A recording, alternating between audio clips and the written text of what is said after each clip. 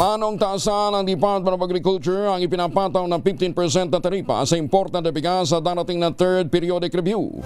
Lain itong maitaas ang farm gate price nang hindi lubhang naapektuhan ang retail price nito, lalo na sa nalalapit na harvest season.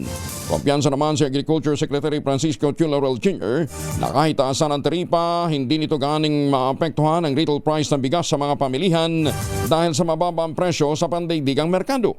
Matatanda ang ibinaba sa 15% ang taripa sa imported na bigas mula sa dating 35% sa ilalim ng Executive Order No. 62 upang tugunan ang tumataas na presyo ng bigas at inflation. Sa kaugnay na balita, rice tarification law kailangang maambiyantahan para magtuloy-tuloy ang 20 pesos per kilong bigas ayon naman sa DA. Detalye ng balita mula kay Let Narciso, Irish 14. Let, good morning.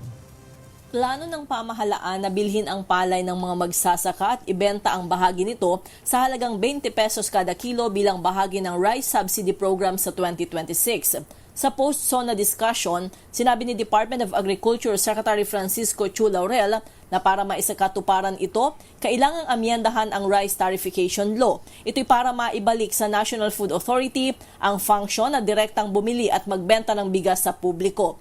Kapag naamyendahan ang batas, bibili ang gobyerno ng palay mula sa mga magsasaka kung saan 20% ng bigas mula rito ay ibibenta sa 20 pesos kada kilo habang ang natitirang 80% ay ibibenta sa mga retail sa halagang 38 hanggang 42 pesos kada kilo para masuportahan ang pagpapatuloy ng programa. Target ng pamahalaan na makapagbenta ng murang bigas sa 15 milyong pamilyang Pilipino o katumbas ng halos 60 milyong katao na kabilang sa low at middle income households.